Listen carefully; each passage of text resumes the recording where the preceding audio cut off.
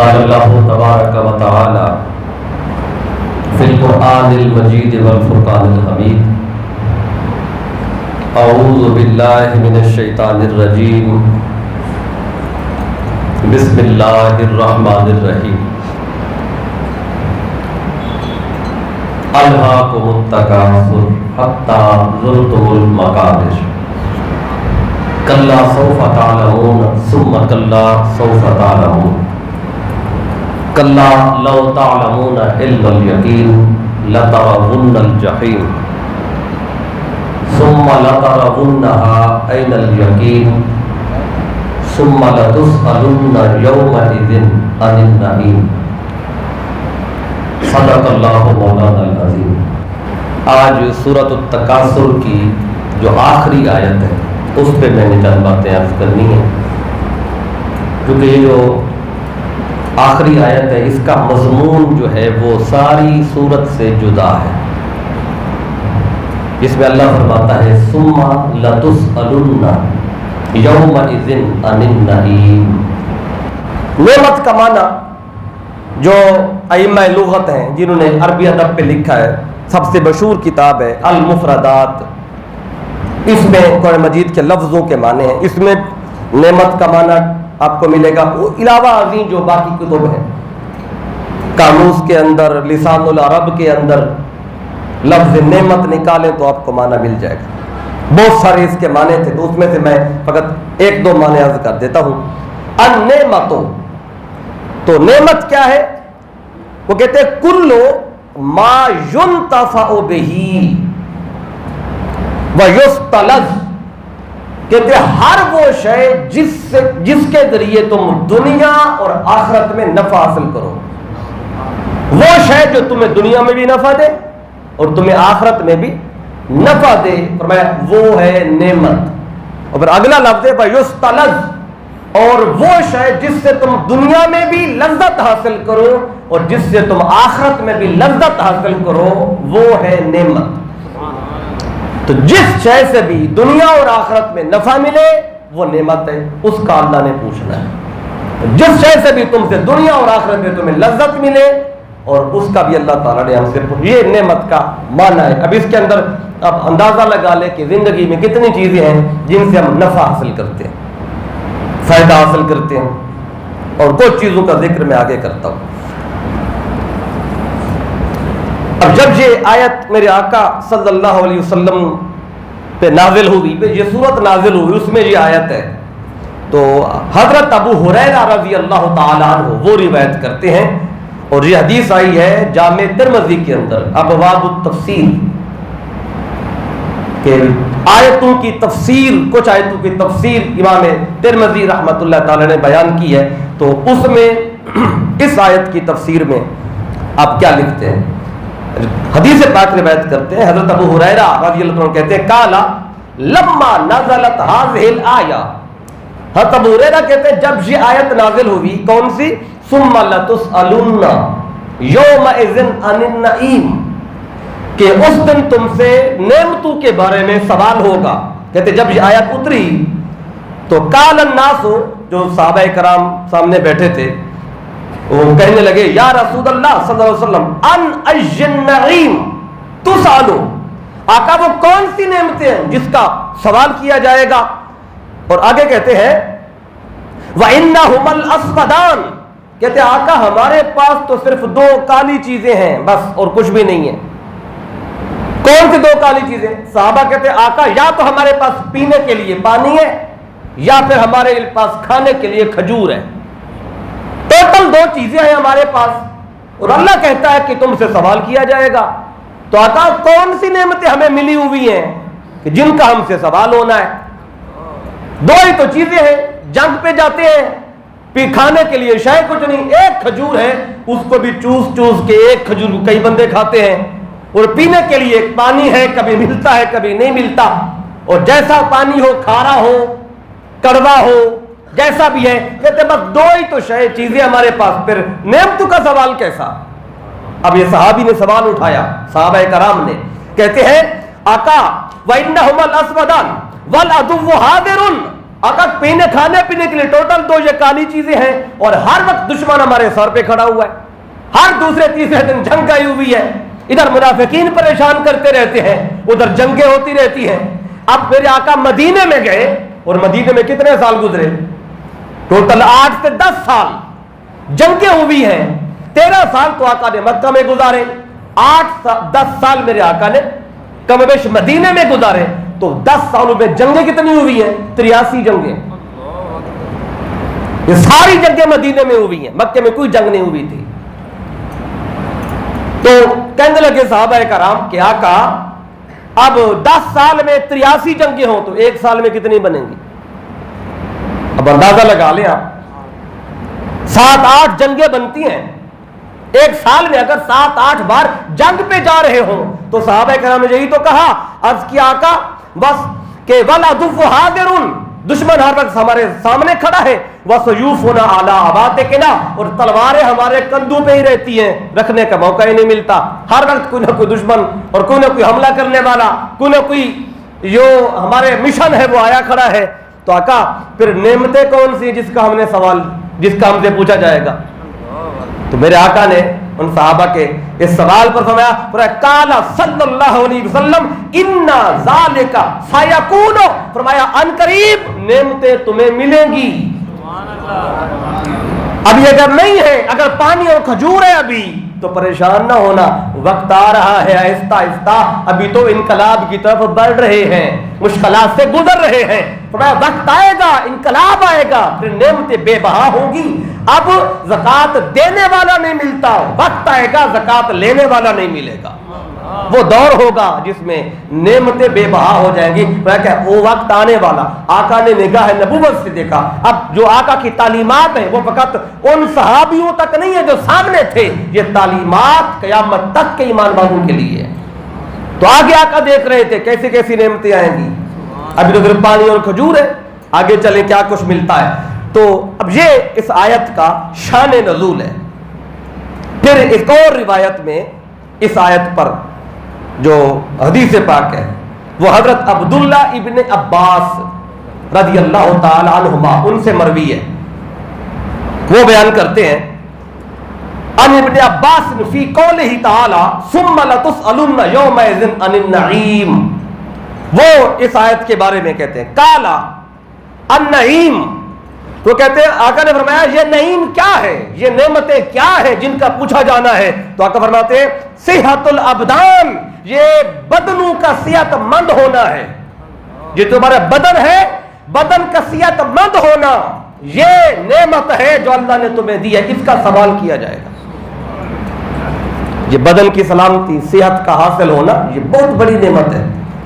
دیکھیں ایک بندے کے پاس دنیا جہان کی سمجھے کہ ہر نعمت ہو، پیسہ بے بہا ہو، ہر شے خرید لے، لیکن صحت نہ ہو، نہیں کہ کھانے کے لیے ہر شے منگوا سکتا ہے لیکن کھا نہیں سکتا، پینے کے لیے ہر شے منگوا سکتا لیکن پی نہیں سکتا، تو اس کے صحت نہیں ہے تو پھر سمجھے کچھ بھی نہیں ہے، اسے میٹھی شے بھی کڑوی لگتی ہے، اچھی شے بھی بری لگتی ہے۔ آپ کہتے ہیں بڑا اچھا بنا ہوا ہے، وہ جس کا ذائقہ خراب ہے، جو بیمار ہے وہ کہتے ہیں اس کا تو مزہ ہی کوئی نہیں ہے۔ تو فرمایا یہ جو صحت الابدان، یہ جو تمہارے بدن ہے ان کی صحت یہ نعمت ہے۔ پھر فرمایا والاسماع، اور یہ جو تمہارے کان ہیں جن سے تم سنتے ہو یہ بھی اللہ کی نعمت ہے، والابصار، اور تمہاری آنکھیں جس سے تم دیکھتے ہو یہ بھی اللہ تعالیٰ کی نعمت ہے۔ یہ 3 نعمتیں بتائیں، بدن کا صحت مند ہونا، کانوں سے سننا، سماعت، اور یہ کانوں کی خبر ان سے لیں جس کے جو بہرا ہے بیچارہ، جو سن نہیں سکتا، اور آنکھوں کی خبر اس سے لیں جس کی آنکھیں نہیں ہیں، جو چل نہیں، جو دیکھ نہیں سکتا، جب دیکھ نہیں سکتا تو چلنا مشکل ہے، اس پر کیا بیتتی ہے۔ یہ نعمتیں اللہ تعالیٰ کی۔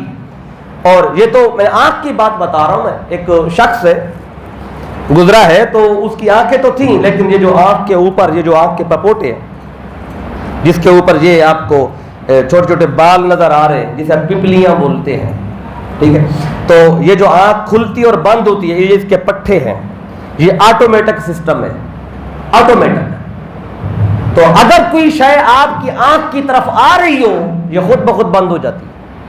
سبحان اللہ. آپ موٹر سائیکل پہ بیٹھے تو سپیڈ سے جا رہے ہیں, اچانک آگے سے کوئی تنکا سا آتا ہے یا کہ مچھر سا آتا ہے, مچھر ابھی قریب آتا ہے آنکھ بند ہو جاتی ہے. کبھی آپ نے غور کیا یہ کتنی بڑی نعمت ہے؟ ایک شخص بڑا مالدار, دنیا کے 10 بڑے مالداروں میں سے اس کا نام تھا, تو اس کا کیا ہوا, یہ آنکھوں کے پٹھے جو تھے نا وہ بیکار ہو گئے, کام کرنا چھوڑ گئے. اب نہ اپنی مرضی سے آنکھ کھول سکتا تھا نہ بند کر سکتا تھا. ڈاکٹر جو تھے وہ اپنے جو طریقہ تھا ان کا, اس کے ذریعے اس کی آنکھ کھولتے بھی تھے بند بھی کرتے تھے. ایک دن کسی نے اس سے پوچھا کہ بیٹو اتنا بڑا مالدار ہے تو تیری خواہش کوئی ایسی ہو جو تو چاہتا ہو کہ ہو جائے, ویسے تیرے پاس ہر شے ہے. وہ کہتا ہے میری زندگی کی ایک ہی خواہش ہے. انہوں نے پوچھا کیا؟ کہتا ہے میں خواہش ہے کہ اپنی مرضی سے آنکھ کھولوں بھی بند بھی کروں, یہ میری کہتا ہے بس ایک ہی خواہش ہے کہ اپنی مرضی سے آنکھ کھولوں اور بند کروں. تو کہتے ہیں وہ کہتا اگر میرے پاس جتنا بھی مال ہے اگر کوئی سارا لے لے بس یہ میری آنکھ ٹھیک کر دے, تو کہتا ہے میں سارا مال دے دوں گا لیکن اپنی مرضی سے آنکھ تو کھول پاؤں گا نا. تو اب ذرا اندازہ لگائیں کتنی بڑی نعمت ہے ہمارے پاس, اور اس کا اللہ تعالیٰ نے ہم سے پوچھنا ہے تو میں دی تھی. تو اب جب یہ 3 باتوں کا ذکر کیا تو کہتے ہیں کالا یسأل اللہ العباد, کہتے ہیں اللہ تعالیٰ اپنے بندوں سے سوال کرے گا فیما استعملوہا, کہ ان 3 چیزوں کو, بدن کو, سماعت کو, آنکھوں کو کہاں کا استعمال کر کے آیا ہے. اور وَهُوَ أَعْلَمُ بِذَلِكَ, آگے آپ فرماتے ہیں اللہ خود بہتر جانتے یہ کہاں استعمال کر کے آیا ہے. تو پھر آگے قرآن کی آیت پڑھی وَهُوَ قَوْلُهُ إِنَّ السَّمْعَ وَالْبَصَرَ وَالْفُؤَادَ كُلُّ أُولَٰئِكَ كَانَ عَنْهُ مَسْئُولًا. سورہ اسراء کے اندر یہ آیت موجود ہے. فرمایا کہ ان السمع والبصر, یہ جو ہماری سماعت ہے, جو ہماری بصارت ہے, والفؤاد, یہ جو ہمارا دل ہے, فرمایا کل اولئک, یہ جتنی بھی چیزیں ہیں, کان عنہ مسئولا, ان سے سوال کیا جائے گا. یہ اللہ تعالیٰ سماعت سے بھی بصارت سے بھی. اب یہ 3 چیزوں کا ذکر ہے, اور باقی جو ہمارے جسم کے اعضاء ہیں یعنی ہاتھ ہیں, پاؤں ہیں, تو ان کا اس طرح کا ذکر نہیں مل رہا. تو اب ان کی سے نہیں پوچھا جائے گا. اب اللہ نے 3 چیزوں کا ذکر کر کے اس میں ساری بات سمجھا دی ہے. دیکھیں ہاتھ جو ہیں یہ اپنی مرضی سے کچھ نہیں کرتے, آنکھیں دیکھتی ہیں تو کسی شے کو للچاتی ہیں, یا دل کسی شے کو چاہتا ہے تو ہاتھ ادھر بڑھتے ہیں, اور پاؤں ادھر بڑھیں گے جدھر دل چاہے گا, جدھر دل نہیں چاہے گا پاؤں ادھر نہیں جائیں گے, ہاتھ ادھر نہیں جائیں گے. تو اللہ نے دل کا, آنکھ کا اور کان کا ذکر کر کے باقی سارے اعضاء کو ان کے تابع قرار دے دیا. جب ان 3 سے پوچھا جائے گا تو مطلب یہ تینوں جواب دہ ہوں گے. تو اب یہ 2 روایتیں, یہ جو آیت ہے ثم لتسألن یومئذ عن النعیم, اس پہ میرے آقا نے فرمایا. اب اس پر ایک اور بڑی خاص بات ہے جو آپ بولتے بھی ہیں اور اکثر یہ لفظ استعمال بھی ہوتا ہے کہ چونکہ ہر نعمت کے بارے میں پوچھنا ہے, تو کسی کے یہاں بیٹا پیدا ہو تو کہتے ہیں بیٹا اللہ کی نعمت ہے, اور اگر بیٹی پیدا ہو تو کیا کہا جاتا ہے؟ اللہ کی رحمت آئی ہے. بیٹا پیدا ہو تو کہتے اللہ نے مجھے نعمت دی, اور بیٹی پیدا ہو تو کہتے اللہ نے مجھے رحمت دی. تو کیا بیٹی نعمت نہیں ہے؟ دیکھیں بیٹی بھی نعمت ہے. اب یہ جو کہا جاتا ہے, اب اس کی بھی میں ایک وضاحت کر دوں جہاں پر یہ جو بات ہے نا کہ بیٹا نعمت ہے اور بیٹی رحمت ہے, اب یہ حدیث پاک میں ایسا کچھ نہیں ہے. یہ عربی کا ایک مقولہ موجود ہے عربی ادب کی کتابوں کے اندر, بیٹی کو رحمت کہا گیا ہے. اور رحمت کیوں کہا گیا اس کی بھی ایک ریزن آپ کو بتا دیتا ہوں. پہلے وہ سن لے, یہ ایک کتاب ہے جس کا نام ہے تذکرۃ الآباء و تسلیۃ الابناء. یہ لکھنے والے ہیں شیخ کمال الدین عمر بن احمد. انہوں نے اس کتاب کے اندر اس روایت کو بیان کیا کہ البنات حسنات والبنون نعم, کہتے ہیں یہ جو بیٹیاں ہیں یہ نیکیاں ہیں یعنی رحمت ہیں, اور جو بیٹے ہیں یہ نعمت ہے. یہ انہوں نے بیان کیا. کہتے ہیں فالحسنات مثاب علیہا والنعم مسئول عنہا, جو نیکیاں ہیں ان کا حساب ملے گا, اور جو نعمتیں ہیں ان کا سوال کیا جائے گا. یہ انہوں نے ذکر کیا ہے لیکن اس کی سند بیان نہیں کی, بغیر سند کے ذکر کیا ہے.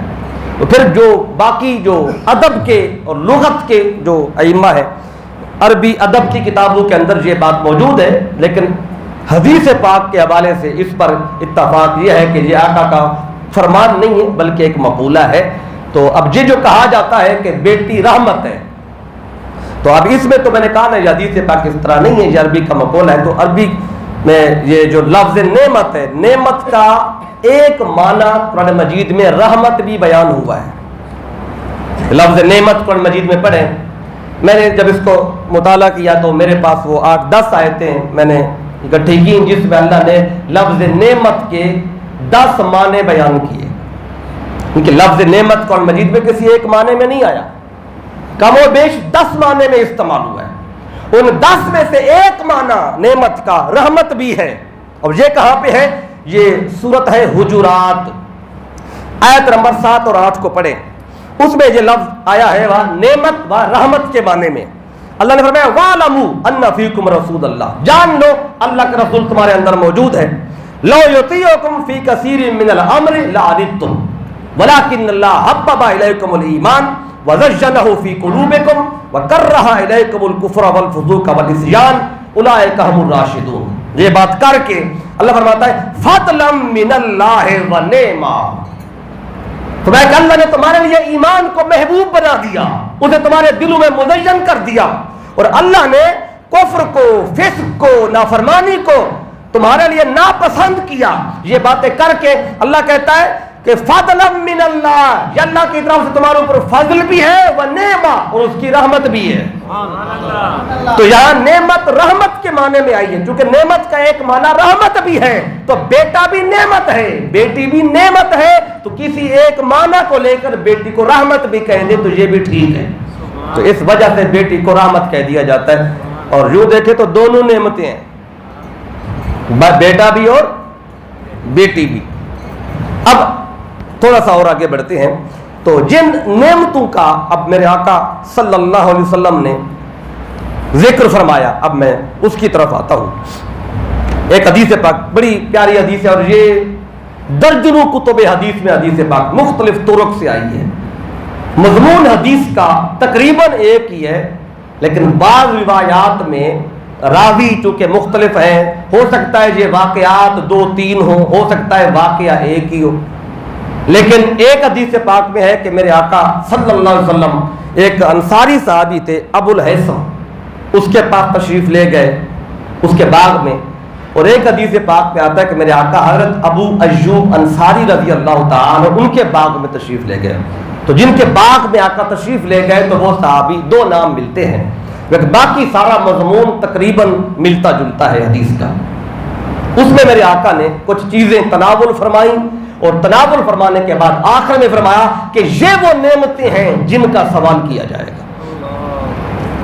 اب یہ حدیث سنیں, یہ حضرت ابو ہریرہ رضی اللہ تعالیٰ عنہ اس حدیث کے راوی ہیں, جس میں میرے آقا صلی اللہ علیہ وآلہ وسلم انصاری صحابی ابو الحیثم میرے آقا ان کے گھر میں تشریف لے گئے. اور یہ حدیث پاک جو ہے یہ صحیح مسلم کتاب الاشربہ میں آئی ہے, اور کتاب الاشربہ میں حدیث کا نمبر ہے 89 نمبر حدیث ہے.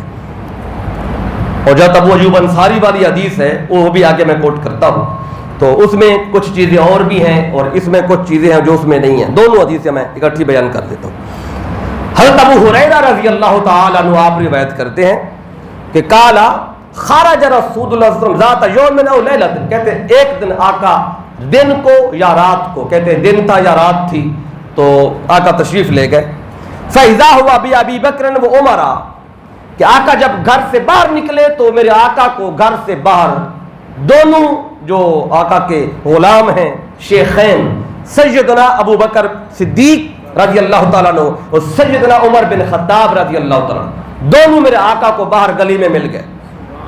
تو فقال صلی اللہ علیہ وسلم, آقا نے فرمایا ما اخرجکما من بیوتکما هذه الساعۃ. ایک حدیث پاک میں آتا ہے دوپہر کا وقت تھا, اس وقت میں عام طور پہ بندہ گھر سے باہر ایسے نہیں نکلتا, یا پھر رات کا وقت تھا عشاء کے بعد کا تھوڑا لیٹ وقت تھا, جس ٹائم پہ لوگ آرام کرتے ہیں تو آقا باہر نکلے تو ان دونوں کو باہر دیکھا. تو آقا فرمایا کہ یہ جو وقت ہے ایسا ہے جس میں بندہ باہر نہیں نکلتا, کہ تمہیں کس شے نے اس ٹائم گھر سے باہر نکالا ہے؟ تو دونوں عرض کرتے, کالا, دونوں نے عرض کیا, الجوع یا رسول اللہ, آقا بھوک لگی ہوئی تھی اس لیے گھر سے باہر نکلے, بھوک نے ہمیں باہر نکالا ہے, بھوک نے. تو کالا صلی اللہ علیہ وسلم, تو آقا نے فرمایا کہ وہ آنا, آقا فرماتے ہیں پتہ ہے میں کیوں باہر آیا ہوں, والذی نفسی بیادہ لاخرجنی الذی اخرجکما, کہ اس ذات کی عزت کی قسم جس کے قبضے قدرت میں میری جان ہے, کہ مجھے بھی اسی شے نے اس ٹائم گھر سے باہر نکالا ہے جس شے نے تم دونوں کو نکالا ہے, کہ تمہیں بھی بھوک باہر لائی ہے. آقا فرماتے ہیں مجھے بھی بھوک باہر لائی ہے, کہ بھوک لگی تھی. آقا فرماتے ہیں میں بھی بھوکا تھا, میں گھر سے باہر آ گیا.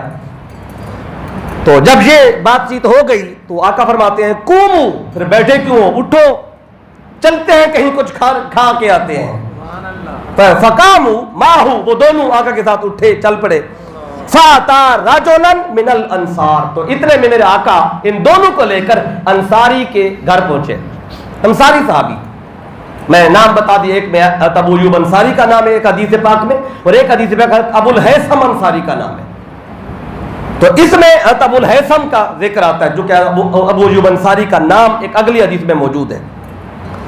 تو آپ میرے آقا جب ادھر پہنچے, فَإِذَا هُوَ لَيْسَ فِي بَيْتِهِ, تو ابو الہیثم جو تھے خود اپنے گھر میں موجود نہیں تھے. اور امام فخر الدین رازی نے اس حدیث کو جب روایت کیا ہے تو آپ ایک بات یہاں پہ لکھتے ہیں. آپ فرماتے ہیں کہ جب آقا تشریف لائے تو پہلے میرے آقا نے ایک دفعہ دستک دی, جواب کوئی نہیں آیا. آقا نے دوبارہ دستک دی, پھر بھی جواب گھر سے کوئی نہیں آیا. آقا نے تیسری بار دستک دی, پھر بھی جواب. آقا دستک بھی دیتے تھے, آقا فرماتے تھے السلام علیکم یا اہل البیت, اے گھر والوں تم پہ سلام ہو. دستک بھی دی, سلام بھی کرتے تھے. ایک دفعہ کیا, دو دفعہ, تین دفعہ. اور حدیث پاک میں اگر تین دفعہ جواب نہ آئے تو گھر سے واپس آ جاؤ, وہاں پہ کھڑے نہ رہو ڈیٹ بن کے. جب گھر میں کوئی نہیں ہے تو واپس آ جاؤ. تو میرے آقا نے تین بار جب ایسا کیا تو جواب کوئی نہیں آیا تو آقا واپس چل پڑے. جو ہی آقا واپس چلے تو اس صحابی کی زوجہ جلدی سے گھر سے باہر نکلی, حضور کے پیچھے پیچھے آ گئی, اور پیچھے سے آواز دی حضور رکیں. آقا روک گئے. تو عرض کیا آقا میں نے پہلی بار جب آپ نے آواز دی تھی نا, میں نے پہلی بار بھی سن لیا تھا, دوسری بار بھی سن لیا تھا, تیسری بار بھی سن لیا تھا, دروازہ کیوں نہیں کھولا, پیچھے سے آواز کیوں نہیں دی؟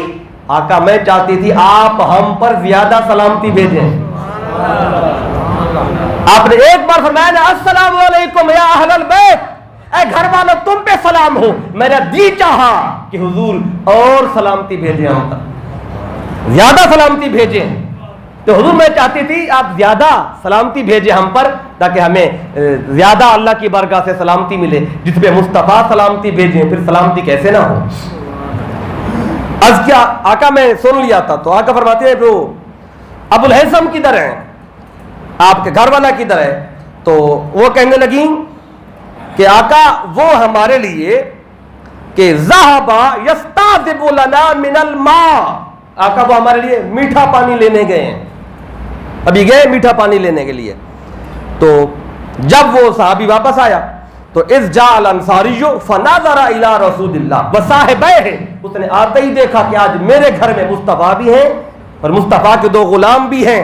تو اس نے کہا ثم قال الحمدللہ, اس نے کہا یا اللہ تیرا بڑا شکر ہے کہ ما احد اليوم اکرم اضیافا منی, کہتے آج میرے مہمانوں سے زیادہ کسی کے مہمان عزت والے نہیں ہیں. جتنے عزت والے مہمان آج میرے پاس ہیں, ایسے عزت والے مہمان کسی اور کے پاس ہیں ہی نہیں. اس پہ اللہ کا شکر ادا کیا. تو اس کے بعد کالا فانطلق فجاءہم بعذق فیہ بصر وتمر ورطب. اتنے میں آقا صلی اللہ علیہ وسلم تشریف فرما ہوئے, دونوں صاحبین بھی بیٹھ گئے.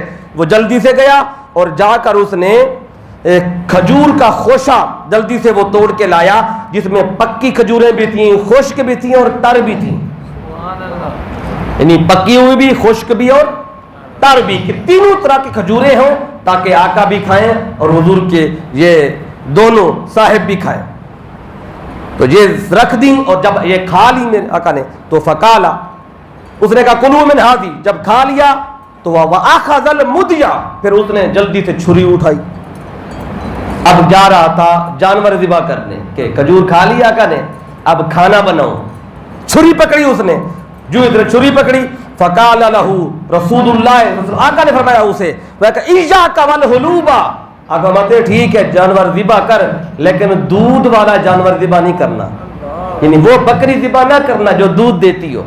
اس نے کیا جی آقا ایسی بکری ذبح نہیں کروں گا جو دودھ دینے والی ہو۔ پھر اس نے بکری کا بچہ جو تھا، بکرا جو تھا وہ ذبح کیا، فذبح بهم فاکلوا من الشاة ومن ذلك الاذک وشربوا، تو آقا صلی اللہ علیہ وسلم نے بکری کا گوشت، کھجوریں اور پانی پیا، اور جب یہ ساری چیزیں آقا نے استعمال کر لی، فلما ان شبعوا ورودا، تو جب پیٹ بھر کے سارے سیراب ہو گئے تو قال رسول اللہ لابی بکر و عمر، جب پیٹ بھر گیا تو آقا نے دونوں اپنے صاحبوں سے فرمایا والذی نفسی بیدہ، اس ذات کی قسم جس کے قبضہ قدرت میں میری جان ہے، لتسألن عن ھذا النعیم یوم القیامہ، آقا فرماتے یہ جو ہم نے کھایا اور پیا ہے وہ کہ یہ وہ نعمتیں ہیں جن کا قیامت کے دن اللہ تعالیٰ سوال کرے گا۔ پانی پیا ہے، میٹھا پانی، اس کا بھی جواب دینا ہے، کھجوریں کھائی ہیں، خشک ہیں، تر ہیں، اور ساتھ گوشت ہے، روٹی ہے، اس کا اللہ کی بارگاہ میں جواب دیجیے۔ صحیح مسلم کتاب الاشربہ میں حدیث پاک آئی ہے۔ تو اب کون سی نعمت ہے جس کا اللہ نے پوچھنا ہے؟ یہ جو ہم نعمتیں استعمال کر رہے ہیں۔ اب یہ میرے آقا صلی اللہ علیہ وسلم نے یہاں پہ ان 3-4 چیزوں کا فرمایا۔ اب وہ حدیث جو جس میں حضرت ابو ایوب انصاری کا ذکر ہے، اختصار کے ساتھ میں اس کا مضمون بھی بیان کر دوں، چونکہ وہاں میرے آقا صلی اللہ علیہ وسلم نے جب یہ فرمایا نا یہ نعمت اس کا سوال کیا جائے گا، تو دونوں میرے آقا کے صاحب جو تھے وہ پریشان ہو گئے، آقا اس کا بھی پوچھا جائے گا، ان کا بھی سوال کیا جائے گا، تو بھوک لگی ہو، بھوک کی وجہ سے گھر سے باہر نکلے ہیں، کھائیں گے نہیں تو جیئیں گے کیسے، پیٹ تو بھرنا ہے، اگر آقا ان کا بھی جواب دینا ہے تو پھر فائدہ۔ اب اس حدیث میں آقا نے اس کا بھی جواب دیا ہے، ایک عمل ایسا ہے اگر وہ کر لو جو کھایا ہوا ہے اس کا شکرانہ ادا ہو جاتا ہے۔ سبحان اللہ، سبحان اللہ۔ اور ابن حبان اور ابن مردویہ نے اس روایت کو بیان کیا، حضرت عبداللہ ابن عباس سے یہ حدیث پاک مروی ہے۔ تو دوپہر کی گرمی تھی، سیدنا ابوبکر صدیق گھر سے باہر نکلے، پھر عمر بن خطاب گھر سے باہر نکلے، اور دونوں جب آپس میں ملے ایک نے دوسرے سے پوچھا کیسے آئے ہو، اس نے کہا بھوک لگی ہوئی ہے، دوسرے نے کہا مجھے بھی بھوک تھی، اتنے میں آقا تشریف لے آئے، دونوں کو آقا نے دیکھا تو وہی بات جو پہلے میں نے آپ کو بتائی، تو آقا فرمایا کہ مجھے بھی بھوک نے باہر نکالا ہے۔ تو جب یہ بات چیت ہو گئی تو آقا فرماتے ہیں چلو، کدھر چلے؟ فرمایا چلو ابو ایوب انصاری کے گھر میں چلتے، اپنے غلام کے گھر میں جس کا بہت بڑا باغ ہے ان کے پاس میرے آقا تشریف لے آئے۔ تو جب ان کے پاس آئے تو آقا فرماتے ہیں لے آؤ کھانے کے لیے کچھ، تو ابو ایوب انصاری جلدی سے کھجور کا خوشہ لے کے آ گئے، خشک تر پکی کھجوریں، پھر بکری کا بچہ ذبح کیا، تو آدھا اس کو بھون دیا اور آدھا پکا لیا، یعنی دو طرح کی ڈش جو تھی وہ آقا اور آقا کے غلاموں کے لیے بنائی، بھنا ہوا بھی کھا لیں آقا، اور جو کھانا بنایا شوربے والا وہ بھی کھا لیں۔ تو میرے آقا نے کیا کیا، تو آقا نے کھانے سے پہلے میرے آقا نے گوشت کا ایک بڑا ٹکڑا اٹھایا، اسے روٹی پہ رکھا، اور روٹی پہ رکھ کے ابو ایوب انصاری سے فرماتے ہیں اے ابو ایوب جاؤ، میرے گھر میں میری بیٹی فاطمہ بھی بھوکی ہے، سبحان اللہ، میں نے نہیں کھایا، میں بھوکا ہوں اور بھوک کی وجہ سے باہر آیا ہوں، وہ گھر میں بیٹھی ہے، آقا کہتے ہیں یہ لے جاؤ، یہ میری بیٹی کو بھی دے کے آؤ، کئی دن ہو گئے اس نے بھی ایسا گوشت نہیں کھایا۔ تو وہ روٹی لے کے اس گوشت اوپر رکھ، وہ جا کے سجدہ کائنات کو جا کے میرے آقا صلی اللہ علیہ وسلم کے حکم پر جا کے ابو ایوب انصاری دے کے آ گئے۔ تو پھر اس کے بعد جب یہ ساری چیزیں آقا کے سامنے رکھی گئیں، جس میں میٹھا پانی بھی، کھجوریں بھی 3 طرح کی، اور یہ گوشت بھی 2 طرح کا پکا ہوا، और सालन रोटी, ये सारी चीजें जब सामने आई और आका ने इनको देखा और आका की आंखों से आंसू जारी हो गए, आंसू जारी थे कि ये नेमतें देखकर। एक थोड़ी देर गुजरी थी, भूख थी, अब दस्तरखान पे इतनी नेमतें। और जब खाना तनावुल फरमा लिया और पेट भर गया, सैराब हो गए, तो आका फरमाते हैं कि ये वो नेमतें हैं मेरे गुलामों जिसके बारे में अल्लाह पूछेगा। तो दोनों सहाबा ने ताज्जुब से अर्ज किया, आका भूखे थे, भूख तो मिटानी है, खा लिया है तो क्या हुआ, अगर इसका भी जवाब देना है आका, अगर इसका भी जवाब देना है तो फिर कैसे अल्लाह की बारगाह में सुरखरू होंगे। तो आका फरमाते आओ तुम्हें एक तरीका भी बता देता हूं, अगर चाहते हो जो नेमत खाई है उसका शुक्राना अदा हो जाए और अल्लाह की बारगाह में जवाब देने से बच जाए, तो आका फिर क्या करें, वह जब खाने लगो ना तो उस खाने पे पहले बिस्मिल्लाह पढ़ो, और जब खा चुको, पेट भर चुको, तो खाना खाने के बाद एक दुआ मांग लो, वो दुआ तुम्हारी नेमत का कफारा बन जाएगी। और वो दुआ क्या है, आपने इसको याद भी करना है, क्योंकि खाने के बाद इसको पढ़ना है, नहीं तो फिर जो खाना खाते हैं हर रोज जवाब देना पड़ेगा इसका। खाना खाते हैं, मिठाइयाँ खाते हैं, फलूदे खाते हैं, बाकी चीजें खाते पीते हैं, इस सारी चीजों का अल्लाह की बारगाह में जवाब देना है। अगर ये दुआ आप याद कर ले तो आका क्या फरमाते हैं, देखें हमारे लिए कितनी आसानी पैदा कर दी। तो आका फरमाते जब खाना खा लो तो फिर ये पढ़ लो, अल्हम्दुलिल्लाहिल्लज़ी हुवा अशबाना व अनअम अलैना व अफ़दला। अगर ये जुमले पढ़ लो तो फिर क्या होगा, फ़इन्न हाज़ा कफ़ाफ़न लहा, तो ये पढ़ना अल्लाह की नेमतों का शुक्र अदा करने के मुतरादिफ हो जाएगा। अगर खाने पर और खाने की चीजों पर बिस्मिल्लाह के बाद खाना खाकर ये दुआ पढ़ लोगे तो अल्लाह ताला उस नेमत का तुमसे नहीं पूछेगा। नारे तकबीर, अल्लाहु अकबर, नारे रिसालत, या रसूलल्लाह, नारे हैदरी। अब देखें, सुम्मा लतुसअलुन्ना यौमइज़िन अनिन नईम, अब तक परेशान थे ना कि गोश्त खाया, पानी पिया, खजूर खाई, उसका भी पूछा जाना है।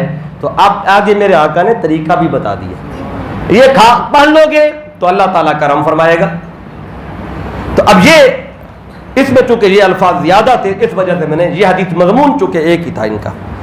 अब एक और हदीस पाक है जिसका मजमून इन दोनों इन हदीसों का फिर थोड़ा सा मिलता है, उसको भी यहीं पे जोड़ना चाहता हूं। उसमें आखिर में जिस तरह यहाँ एक और बात आई है जिसमें दुआ की बात की, वहां भी आखिर में तीन चीजें ऐसी आका मतलब इनका सवाल नहीं किया जाएगा। तीन चीजें ऐसी जिनका सवाल अल्लाह ताला नहीं करेगा। अब मैं खाने वाली बात बताई ना, इस पे एक हदीस पाक में आता है कि जब आप खाना खा रहे हो और आपके खाना खाने के दौरान कोई नाबालिग बच्चा, छोटा बच्चा खा रहा हो ना आपके साथ, तो उस खाने का हिसाब भी अल्लाह नहीं लेगा। अब इससे क्या पता चलता है कि बच्चों को साथ बिठाएं। छोटे बच्चे जो होते हैं अल्लाह को बहुत उन पे जो बख्शे हुए होते हैं, वो फरिश्ता सिफत होते हैं छोटे बच्चे, तो उनकी बरकत इतनी है, खाना आप खा रहे हैं, पेट आपका भर गया, बच्चे ने बेचारे ने कितना खाना है, तो उसकी वजह से आप बख्शे गए नहीं। बख्शे से मुराद क्या है, वो जो खाना खाया है उसका हिसाब आपसे नहीं लिया जाएगा। अब एक तरीका ये है और एक साथ मैंने दुआ भी आपको बता दी है, तो ये दो आपको मैंने रीजन बता दिया। अब तीसरी इसके साथ जोड़ना चाहता हूं बात कि जिसमें मेरे आका सल्लल्लाहु अलैहि वसल्लम ने तीन चीजों का उसका इस्तिस्ना कर दिया कि ये तीन चीजें इनका सवाल नहीं होगा। अब अगर मैं फकत वो आयत पढ़ के तर्जमा कर देता और कह सुम्मा लतुसअलुन्ना यौमइज़िन अनिन नईम, जितनी भी नेमतें हैं हर एक का सवाल किया जाएगा, फिर बात मुबहम रह जाती है, क्योंकि कुरान की शरअ फरमान मुस्तफ़ा है। जब तक हदीस की तरफ नहीं जाएंगे कुरान की आयतों की समझ नहीं आती। एक तबका है जो कहता है कुरान काफी है, अगर कुरान की बात करें तो फिर जब तक फरमान मुस्तफ़ा को साथ उस तनाजुर में नहीं पढ़ेंगे कुरान की आयतें हिदायत नहीं दे सकती, मंजिल तक नहीं पहुंचा सकती। अब इस पर तीसरी हदीस पाक भी सुन लें। ये इमाम बैहकी ने शुअबुल ईमान में बयान किया। हदीस पाक में आते हैं कि रावी है अबू उसैब रहमतुल्लाह ताला, ये ताबी हैं, इन्होंने मेरे आका के आजाद करदा गुलाम, उनसे ये बात ली है। वो आजाद करदा गुलाम जो मेरे आका के हैं वो सहाबी थे, तो वो आका के साथ मौजूद थे, उनसे बयान करने वाले अबू उसैब हैं। वो आका के आजाद करदा गुलाम है। उन्होंने बताया कि एक रात میرے آقا صلی اللہ علیہ وسلم میرے پاس سے گزرے، یعنی میں جہاں رہتا تھا حضور وہاں سے گزرے تو میرے آقا نے مجھے طلب فرمایا، میں باہر آ گیا۔ جب باہر آیا تو آقا نے مجھے اپنے ساتھ لے لیا۔ آگے گئے تو ابو بکر صدیق رضی اللہ عنہ ان کے گھر کے پاس سے گزرے، آقا نے ان کو بلایا، ان کو بھی ساتھ لے لیا۔ آگے گئے تو عمر بن خطاب کے گھر سے گزرے، ان کو بھی باہر بلایا، کہتے ہیں ہم تینوں کو حضور لے کے چل پڑے، اور کہتے ہیں ہم تین تھے، چوتھے آقا۔ کہتے ہیں ہم ایک انصاری کے باغ میں گئے، کہتے ہیں انصاری کے باغ میں گئے تو آقا نے انصاری کو حکم دیا کہ جلدی سے ہمارے لیے کھجوروں کا خوشہ لے آؤ کھانے کے لیے۔ وہ کھجوریں لے آیا، اور جب کھجوریں کھا لیں اس کے بعد آقا نے فرمایا کہ اب ہمارے لیے ٹھنڈا پانی لاؤ۔ کھجوریں کھا کے آقا نے ٹھنڈا پانی منگوایا، کھجوریں بھی کھا لی، ٹھنڈا پانی بھی پی لیا۔ تو جب یہ کھا پی لیا، ثم قال صلی اللہ علیہ وسلم، اب آقا نے کھا لیا، ابو بکر صدیق نے بھی، عمر بن خطاب جو تھے نا ابھی کھا رہے تھے، اور خوشہ کھجوروں کا ہاتھ کے اندر تھا، لے کے کھا رہے تھے، اور آقا نے کھانے کے فوراً بعد فرمایا کہ لَتُسْأَلُنَّ عَنْ هَذَا يَوْمَ الْقِيَامَةِ، فرمایا کہ اے میرے غلاموں یہ وہ چیزیں ہیں جن کا قیامت کے دن سوال ہوگا۔ جب آقا نے فرمایا کہ یہ وہ کھجوریں تھی اور پانی تھا ٹھنڈا، فقال عمر بن خطاب جو تھے، فاخذ عمر الْإِذْكَ، تو عمر بن خطاب کے ہاتھ میں وہ کھجوروں کا خوشہ تھا، تو جب یہ سنا نا آقا فرماتے اس کا سوال ہوگا، فضرب به الارض، ان نے جو خوشہ تھا کھجوروں کا زمین پہ پھینک دیا، کیونکہ سوال ہونا ہے تو ہاتھ میں کیوں لے کے بیٹھا ہوں، زمین پہ پھینکا، حتی تناثر البصر، کہ جتنے بھی کھجوریں تھی وہ ساری کی ساری زمین پہ بکھر گئیں۔ تو عرض کیا آقا ان ھذا یوم القیامہ، آقا اس کا بھی پوچھا جائے گا قیامت کے دن؟ فقال صلی اللہ علیہ وسلم نعم، فرمایا ہاں اے عمر ان کا پوچھا جائے گا، الا من ثلاثۃ، سوائے تین چیزوں کے، تین چیزیں ایسی ہیں جن کا پوچھا نہیں جائے گا۔ عرض کیا آقا وہ تین چیزیں کیا ہیں؟ تو آقا فرماتے ہیں کہ سنو، کسرۃ صد بہا جوعتہ، پہلی چیز وہ آقا ماتے ہیں کہ روٹی کا وہ ٹکڑا جو تمہاری بھوک کو مٹا دے، اس کا نہیں پوچھا جائے گا، صرف روٹی، سالن بھی ساتھ نہیں۔ ایک اور حدیث پاک میں خشک روٹی کا لفظ ہے کہ ایسی خشک روٹی جسے کھا کر تمہاری بھوک ایک حد تک مٹ گئی، اس کا اللہ نہیں پوچھے گا۔ اور اگر پراٹھے ہیں، مکھن لگے ہوئے ہیں، اور سات آٹھ قسم کی ڈشیں ہیں، اور قسم و قسم کے کھانے ہیں، تو فرمایا اس کا پھر اللہ پوچھے گا۔ وہ خشک روٹی جو تمہاری بھوک کو مٹا دے، صرف روٹی خشک، اس کا نہیں پوچھا جائے گا، پہلی چیز۔ تو دوسری کیا ہے؟ پھر آقا فرماتے ہیں او خرقۃ کفّا بہا عورتہ، یا وہ کپڑا جس سے تو اپنی جسم کو ڈھانپتا ہے، اس کپڑے کا بھی اللہ نہیں پوچھے گا، کیونکہ جسم تو ڈھانپنا ہی ہے۔ اس روٹی کا بھی نہیں پوچھے گا اللہ جس سے آپ نے بھوک مٹائی، خشک روٹی، اور وہ کپڑا جس سے آپ نے اپنے جسم کو ڈھانپا، شرم گاہ آپ نے چھپائی، اس کا بھی اللہ نہیں پوچھے گا۔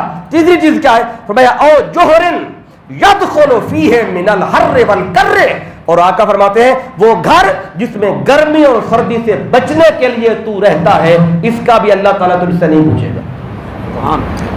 اتنا گھر جس میں تو سردی اور گرمی سے بچ سکے، 10 کنال پہ ہوا نا تو اللہ پوچھے گا، 5 کنال پہ گھر ہوا نا اللہ پوچھے گا۔ کچھ وہ بھی تھے جو جھوپڑی میں رہتے تھے، تو نے 10 کنال پہ قبضہ کر رکھا تھا، اس کا اللہ نے پوچھنا ہے۔ لیکن وہ چھت، وہ چھوٹا سا گھر جو گرمی اور سردی سے آپ کو اور آپ کے بچوں کو بچاتا ہے، اس کا اللہ نے نہیں پوچھنا۔ آپ نے دیکھا کہ پچھلی حدیث پاک میں ایک دعا آقا نے سکھائی جو کھانے پینے کے بعد پڑھی تو وہ نعمت کا شکرانہ ادا ہو گیا۔ اب یہاں پہ بھی میرے آقا نے بتا دیا اگر تمہارے پاس صرف اتنا ہے جتنا تمہارا بس کام چل رہا ہے تو پھر تم سے اللہ نہیں پوچھے گا۔ اگر اس سے بڑھ کے ہے تو میں آگے اگلی حدیث کی طرف بڑھنا چاہتا ہوں، تو اس میں حدیث پاک ہے جس میں آقا صلی اللہ علیہ وسلم نے فرمایا کہ ایک حدیث پاک میں آتا ہے کہ 4 چیزیں ایسی ہیں، 4 چیزیں جن کے بارے میں اللہ تعالیٰ قیامت کے دن سوال کیے بنا بندے کو ہلنے ہی نہیں دے گا جب تک ان 4 چیزوں کا، اور ایک حدیث پاک میں 5 ہیں، ایک حدیث پاک میں 4 ہیں، میں دونوں حدیثیں جو ہے آپ تک پہنچا دیتا ہوں، اور وقت ہی اتنا ہے کہ میں یہ 2 روایات ہی مکمل کر پاؤں گا، تو آج ہمارا یہ مضمون بھی انشاءاللہ مکمل ہو جائے گا۔ بڑی خاص یہ 2 روایات ہیں، اور جتنی بات کی اب تک یہ ساری گفتگو کا نچوڑ آ رہا ہے۔ حدیث جامع ترمذی کے اندر ہے، حدیث پاک میں ہے، اور جامع ترمذی کتاب صفت القیامت، حضرت عبداللہ ابن مسعود رضی اللہ تعالی روایت کرتے ہیں، اور حدیث کا نمبر ہے 2416۔ اب اس کو غور سے سنیں، جس کا اللہ تعالیٰ نے ہم سے سوال کرنا ہے، قیامت کے دن کھڑے ہوں گے، کیونکہ ثم لتسألن یومئذ، جس دن ایسا ہوا، کیا مطلب جس دن آنکھوں سے دوزخ کو دیکھ لیا، پھر سوال ہوں گے۔ ان سوالات میں اب یہ حدیث پاک آ رہی ہے، ابن آدم عدالت اخروی سے ہل نہیں سکیں گے جب تک 5 چیزوں کے متعلق ان سے پوچھ نہ لیا جائے۔ 5 چیزوں کا ہر بندے سے اور ہر بندی سے، بندہ ہے یا بندی ہے، ابن آدم تو سارے ہیں نا، صرف یہ نہیں ہے کہ جو مرد ہیں ان سے پوچھ لیا، عورتوں سے بھی پوچھا جائے گا، تو مرد نہیں جواب دے، عورتیں بھی تو آدم کی اور نسل میں سے ہیں نا۔ آئیے وہ کون سی 5، اس حدیث میں 5 چیزیں آقا فرما رہے ہیں۔ پہلا سوال قیامت کے دن جب کھڑے ہوں گے، قدم اللہ ہلنے ہی نہیں دے گا، کہ ان کا جواب دو۔ پہلی چیز کیا ہے؟ فرمایا ان عمرہ ہی فیما افناہ، پہلا سوال اللہ پوچھے گا، اے بندے اے بندی بتا عمر کو کس کام میں فنا کر کے آیا۔ اپنی ساری عمر کا سوال یہ الگ ہونا ہے، 70 سال عمر پائی ہے، 50 سال عمر پائی ہے، 80 سال پائی ہے، پوری عمر کا سوال الگ ہوگا۔ اور پوری عمر کا جب اللہ پوچھ لے گا، اس کے بعد جوانوں کے بارے میں بات آ رہی ہے۔ فرمایا دوسرا سوال ہوگا وَأَنْ شَبَابِهِ فِي مَا أَبْلَاهُ، پھر اللہ فرمائے گا جوانی کی جو طاقت تھی اس کو تو نے کہاں لگایا۔ یعنی جوانی کا سوال الگ ہونا ہے، پوری عمر کا سوال الگ ہونا ہے۔ بندہ 50-60 سال کے بعد آج کل کے دور میں نکارا ہو جاتا ہے، اپنی مرضی سے کہیں جا بھی نہیں سکتا، لیکن اگر وہ نگران ہے گھر کا تو کسی نہ کسی طریقے کنٹرول ہوتا ہے اس کے پاس۔ تو کل عمر کا الگ پوچھنا ہے اللہ نے، اور جوانی جو ہے اس میں چونکہ طاقتور ہوتا ہے، اگر کوئی بات نہ مان رہا ہو منوا بھی لیتا ہے، اس لیے جوانی کا الگ سے پوچھا جانا ہے۔ جوانی کہاں گزاری تھی، کس کام میں جوانی کی طاقت کو تو نے خرچ کیا تھا۔ اب آپ جو بزرگ ہو گئے اپنی جوانی کو ذرا سوچیں، بندہ بیٹھ کے سوچتا ہے، ایک وقت تھا جب وہ پیدل چلتے چلتے بہاری پہنچ جاتے تھے، اور آج یہاں سے مخدوم رشید کے دوسرے کونے میں نہیں جا سکتے۔ بندہ سوچتا ہے نا، اس وقت یہ عالم تھا، جہاں جانا چاہتے، جو کرنا چاہتے، کوئی رکاوٹ نہیں تھی، کر لیتے تھے۔ تو اللہ نے وہ جو جوانی کے خاص ایام ہیں ان کا الگ سے پوچھنا ہے کہ وَأَنْ شَبَابِهِ فِيمَا أَبْلَاهُ، جوانی کس طاقت میں گزاری تھی، جوانی کی طاقت کو کہاں استعمال کیا تھا، میری رضا کے کام میں یا شیطان کے کاموں میں۔ یہ الگ سے پوچھے جوانوں کے لیے بڑی خاص بات، اور جن کی جوانی گزر گئی ہے تو اب وہ کس کام میں گزری، ہر بندے کو اپنا پتہ ہے۔ اب دو سوال ہو گئے، اب آنا ہے تیسرا سوال، اللہ پوچھے گا وَأَنْ مَالِهِ، مال کے بارے میں اللہ پوچھے گا کہ مِنْ أَيْنَ اكْتَسَبَهُ، کمایا کہاں سے تھا، کیسے کمایا تھا، جھوٹی قسمیں بول کے سودا بیچتا تھا یا صحیح طریقے سے سودا بیچتا تھا، جو غلط شے تھی اسے صحیح کہہ کے بیچتا تھا، یا جو شے جیسی تھی ویسی بتاتا تھا، نقل کو اصل کہہ کے بیچتا تھا، 2 نمبر کام کرتا تھا، 2 نمبر چیزیں بیچتا تھا، 2 نمبر پارٹس بیچ کے 1 نمبر پارٹ کے پیسے لیتا تھا، رشوت لیتا تھا یا اپنی تنخواہ پہ گزارا کرتا تھا، لوگوں کے حق مارتا تھا یا جو جتنا ملتا تھا اس پہ اکتفا کرتا تھا۔ اللہ پوچھے گا، اور جب تک جواب نہیں دیں گے قدم نہیں ہلیں گے، یا تو مرضی کر لیتے ہیں۔ اس لیے بڑی خاص بات ہے، آقا فرماتے ہیں کہ ان مالہ من این اکتسبہ، پہلا سوال تو یہ ہوگا کمایا کیسے، حلال ذریعے سے یا ناجائز ذریعے سے۔ تو ہر بندے کا دل اسے گواہی دے دیتا ہے یہ میرا ہے اور یہ میرا نہیں ہے. یہ کوئی اچنبے کی بات نہیں ہے کہ کوئی کہے یہ میرے لیے جائز ہے یا نہیں ہے. ہر بندے کا دل مطمئن ہو جو لے رہا ہے جو کر رہا ہے تو ٹھیک ہے اس کے لیے جائز ہوگا, لیکن دل جب کھٹکے سمجھ لیں کہ یہ 2 نمبری ہو رہی ہے. اور چوتھا سوال ہوگا وفیما انفقہ, کمایا کیسے الگ سوال ہے, پھر خرچ کہاں پہ کیا. 10 لاکھ روپیہ مری میں جا کے 10 دن اڑا کے آ گیا, یا پھر میری رضا کے لیے اپنا پیسہ خرچ کیا. تیرے بیٹے کا ولیمہ ہوا, تو نے لاکھوں لٹا دیا, اور اسی جہاں پہ ولیمہ ہوا اس کی بیک سائڈ پہ لوگ بھوکے مرتے رہے, ان کا بھی خیال کیا کہ نہیں کیا. بندہ اس پہ خوش ہوتا ہے کہ میرے بیٹے کی شادی پہ فلاں آ گیا فلاں آ گیا. آقا فرماتے ہیں شر الطعام, جو سب سے شریر کھانا ہے نا وہ ولیمے کا کھانا ہے جس میں امراء آتے ہیں, غریب نہیں آ پاتے. اور آج ہم اس بات پہ خوش ہوتے ہیں کہ میرے شادی پر میرے ولیمے پر فلاں آیا تھا فلاں آیا تھا, اور جو غریب ہیں جن کے پاس کھانے کے لیے کچھ نہیں ہے تو ان کو ولیمے پہ بھی کچھ نہیں ملتا.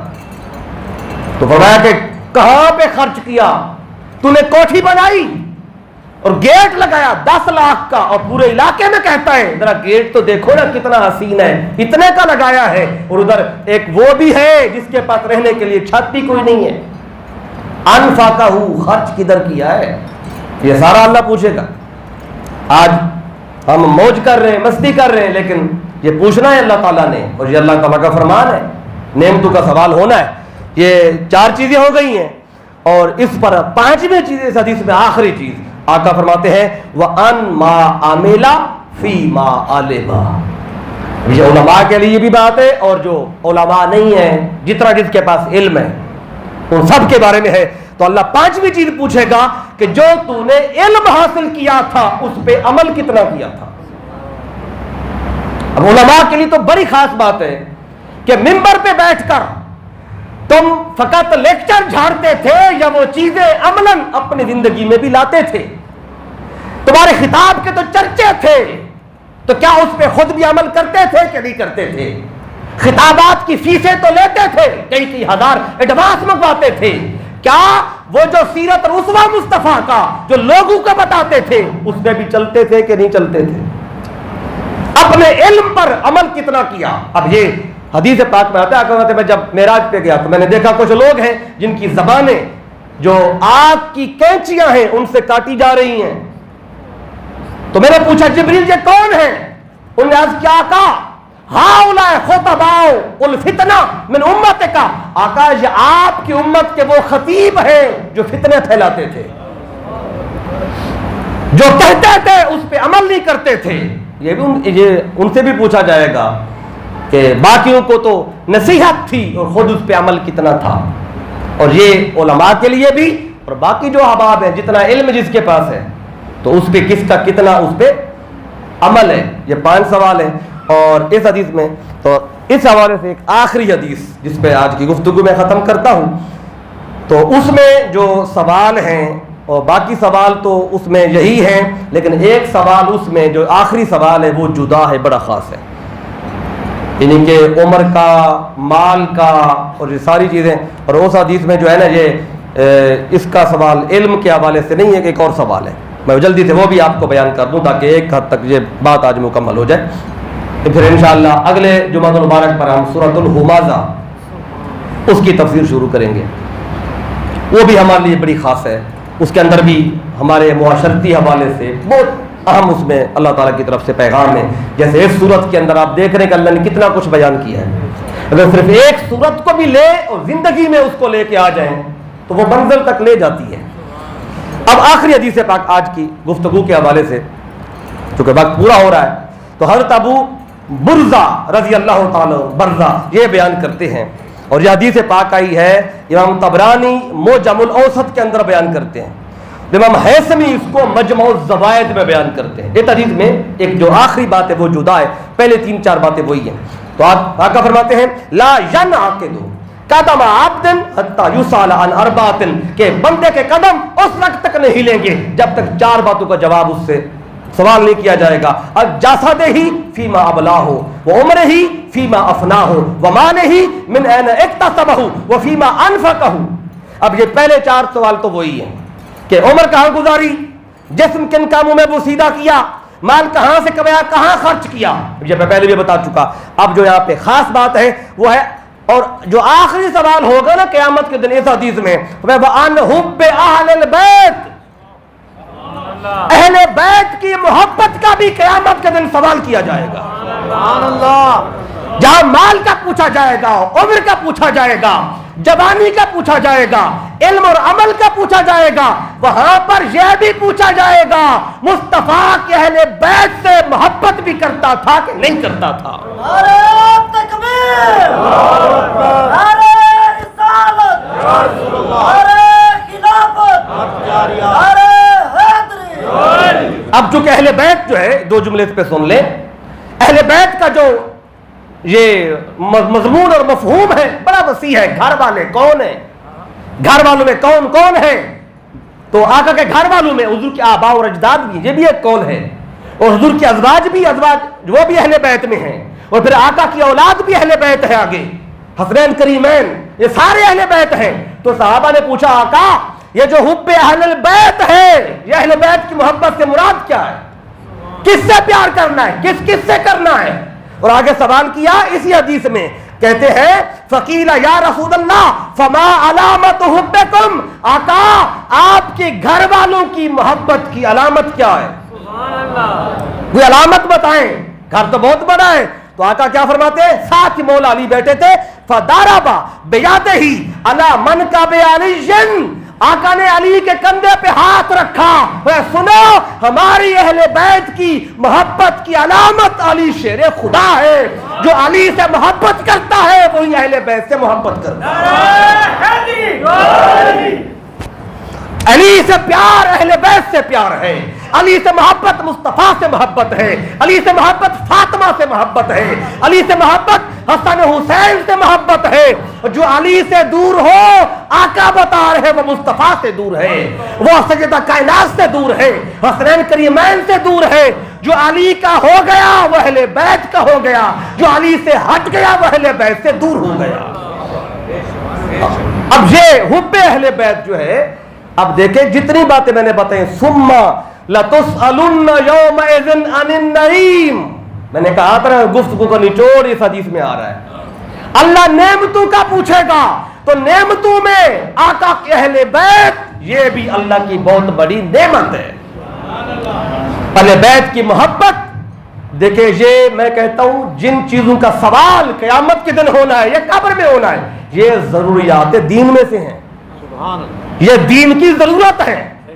باقی چیزیں جو ہیں وہ اگر پوری ہوئی نہ ہوئی گزارا چل جائے گا, لیکن اگر اہل بیت کی محبت نہیں ہے تو گزارا چل ہی نہیں سکتا, کیونکہ اس کا سوال ہونا ہے, اور اس کے جواب دیے بغیر قدم ہمارے ہل سکتے ہی نہیں ہے. تو یہ مضمون تھا بڑا خاص, ثم لتسألن یومئذ عن النعیم, کہ وہ جب قیامت کا دن ہوگا پھر اللہ تعالیٰ نعمتوں کا سوال کرے.